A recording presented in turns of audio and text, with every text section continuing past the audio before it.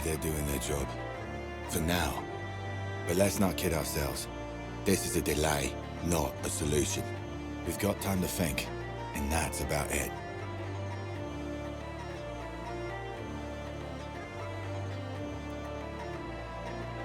If it gets worse, we'll have no choice but to leave. I just hope we'll have something worth bringing with us when that time comes.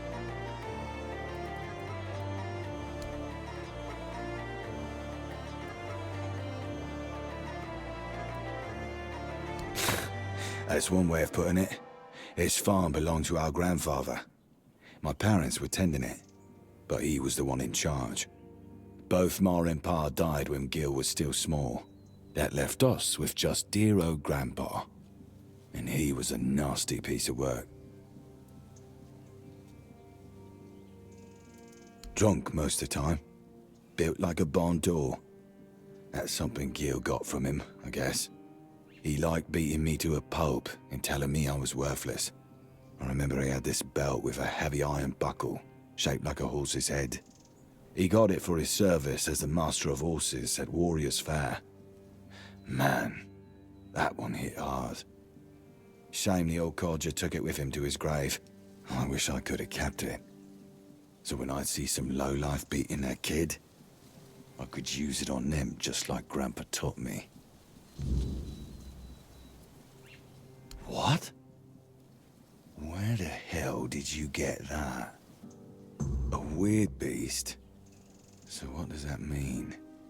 Grandpa got drunk, fell into the well, and got turned into a monster? Ha! That would have been rich.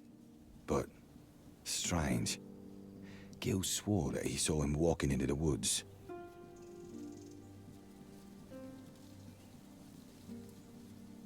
Why? Do you think he saw something and was afraid to tell me?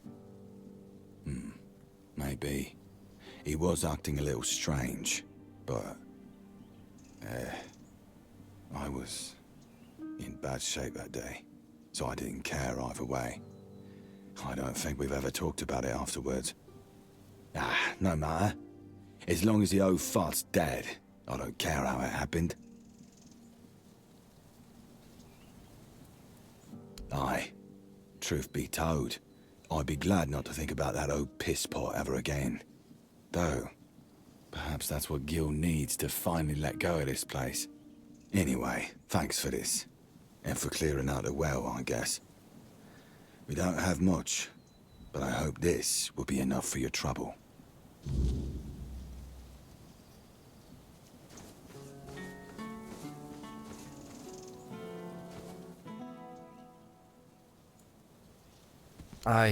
Yeah, it did. What else did my brother tell you?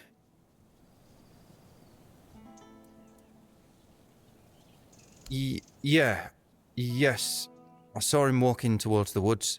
He never came back. It was an accident, I swear. I was at the stables. It was getting cold and Rob hadn't shown up to fetch me, so I went home. I saw Rob lying on the floor. He wasn't moving and he was covered in blood. And Grandpa was kneeling over him, just hitting and hitting. I begged him to stop, but he wouldn't listen. So I grabbed the iron pot and then he just crumpled. Afterwards, he was so still, I didn't know what else to do. So I dragged him to the well. That wailing thing was Grandpa.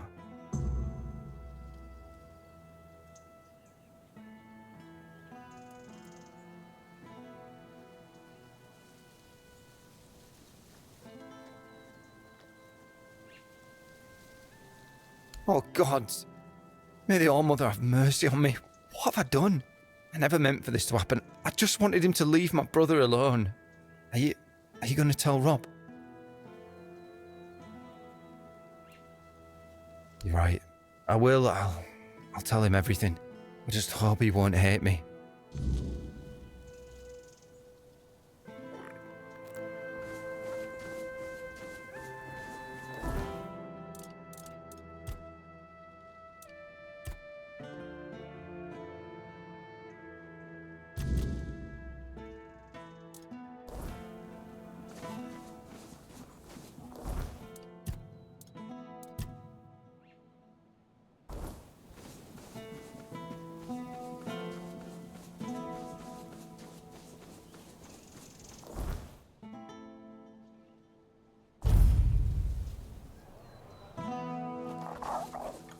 Nice to see you.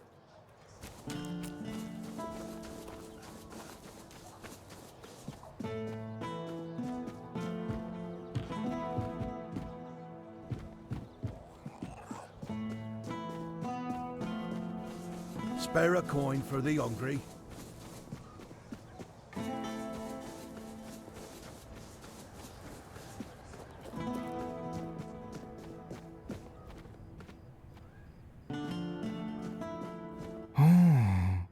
This is unexpected. You look beautiful, you know, and you have a beautiful soul. Maybe even more than just one. I can hear them fluttering. I see their soft shimmer. Will you show me? Show me, show me. Trust me, even though filth is filth, I can be generous. I want to be generous. I want to be good. And you should feel special. That could happen. Souls, trinkets, all those that belonged to others, but are now yours, because you dared to reach for them. For you. A blessing of sophistication, or perhaps splendor. For those who have had something taken away, a blessing of absence.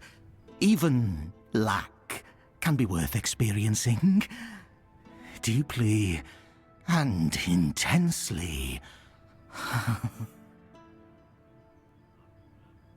Coins, items become coins. They gain a soul. A man who is a scavenger, whether he's filth or not, also possesses a soul. Strong, shimmering, fluttering. A soul that yearns.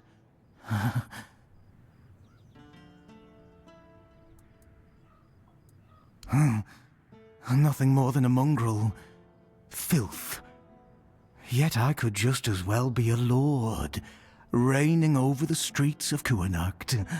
But no, that would be too much. The streets belong to everyone, along with their mud, sorrow, and cold.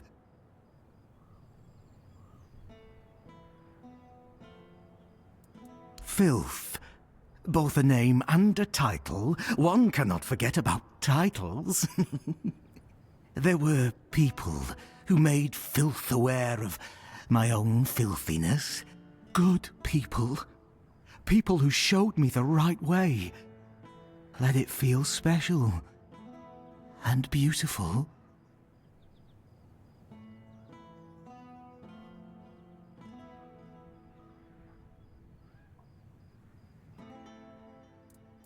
Ah, the gateway to the hidden beggar's kingdom.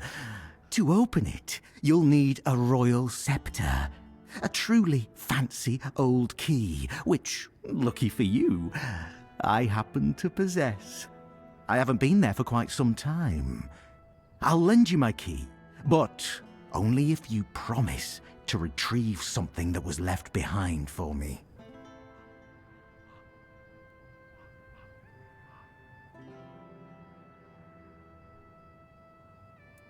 A curious cube.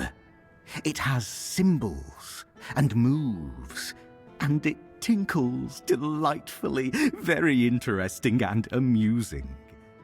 The first time I was there, I was too afraid to bring it to the surface. Didn't want others to look at it. But now, I want to have it here. Here. Take the key. Bring the cube to me. Make me feel nice.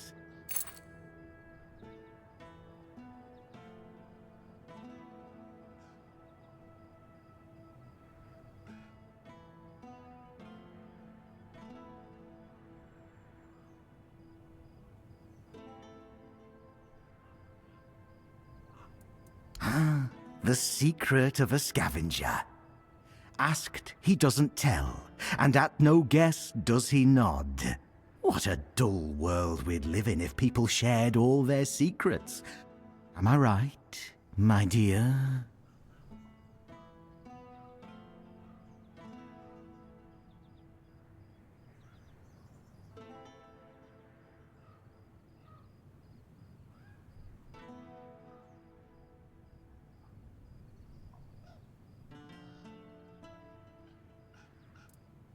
Oh, of course not. I have my own interest in this. I hope you haven't forgotten about that already. Besides, would you really take a borrowed gift with no intention of returning it? Shattering the fragile beggar's trust I've placed in you? No, you wouldn't do that, would you? You know very well that such things only bring about rather unpleasant outcomes.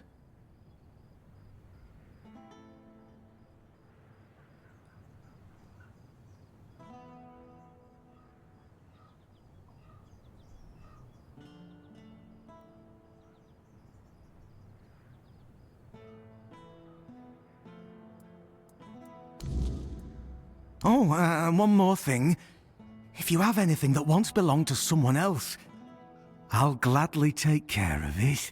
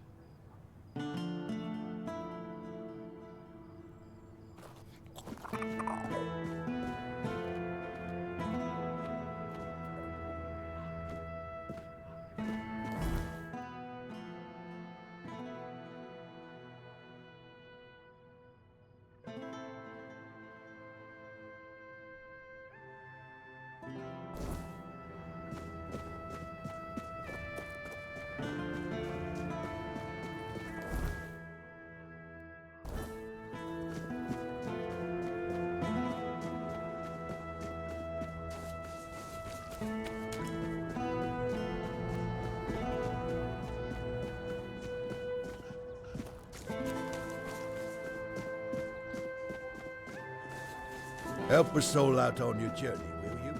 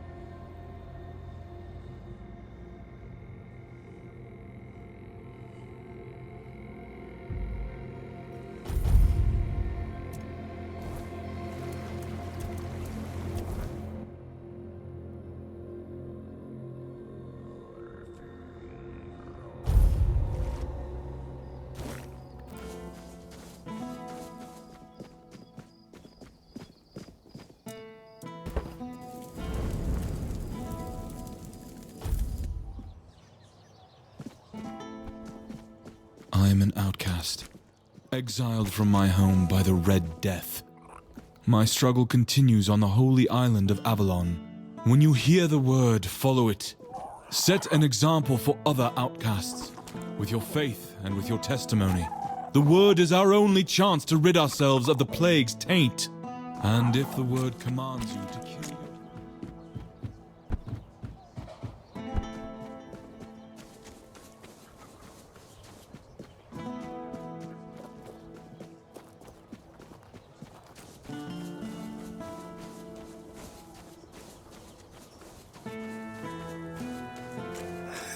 Back again?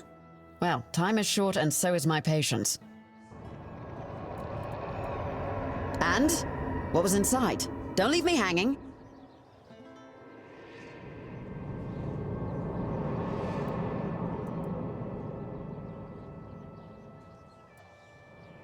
You mean the old street level?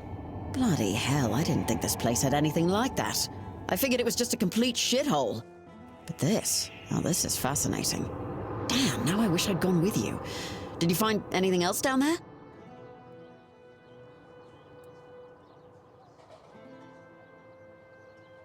Ah, damn. Definitely not thrilled about that. Best you bring them to Denholm. He'll take care of it. Here's your reward, and thank you for doing this for me. You're good people. I hope you know that.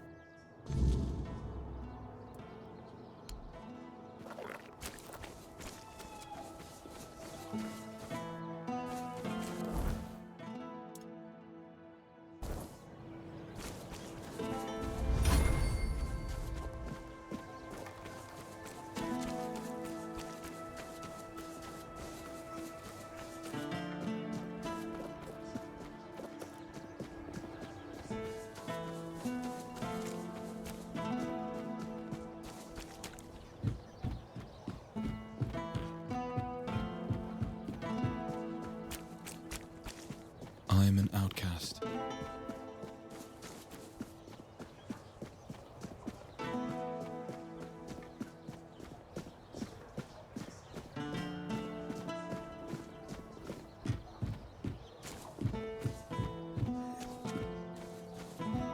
Eyes forward, and mind your step. Ah, here's our troublemaker. You've really caused a stir around here with that spectacle in front of the Menhir. I had everything in order. The cart was ready, and people were all set to move to Camelot. But now, you appear out of nowhere, and suddenly a dying pile of stones lights up like a bonfire. That's bad. That's very bad. Firstly, because now I have to write yet another report to Camelot that we're going to be late, and that they need to send us even more supplies. Secondly, you've somehow reignited the Menhir, and this has reignited people's hopes that they can stay. And that's dangerous. And before you ask why it's dangerous, take a look around town. The recent Red Death outbreak took its toll, and I'm pretty sure things are just going to get worse and worse. But you should be thankful to them. Their hopes are the only reason we haven't locked you up for sabotaging our initiative.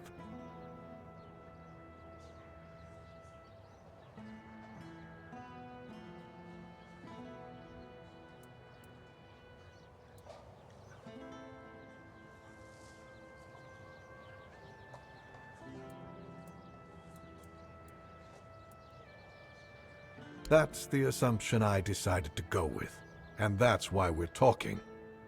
Perhaps there's still a chance to sort out this mess. You can go tell Murig that your presence doesn't change anything about our deal, and that you are unwilling to help with his endeavors, whatever they may be. And if he doesn't listen, play along, but come back to me when you learn what he has planned.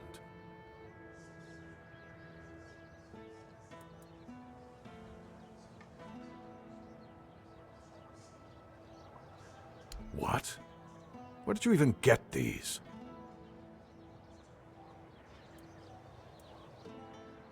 Of course it matters. Texts like these are forbidden unless you have permission from the Royal Academy of Camelot. Just having them in your possession could get you arrested. So if there are more, you'd better tell me now. So you're telling me that beneath Kunacht, there's even more Kunacht, full of forbidden knowledge? Oh, Mother, help me. How did you even stumble on a place like that?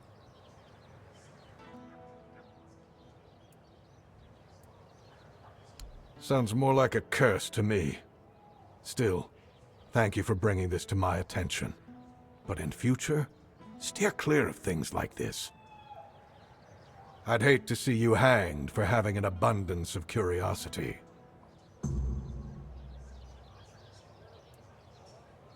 I'll await your return.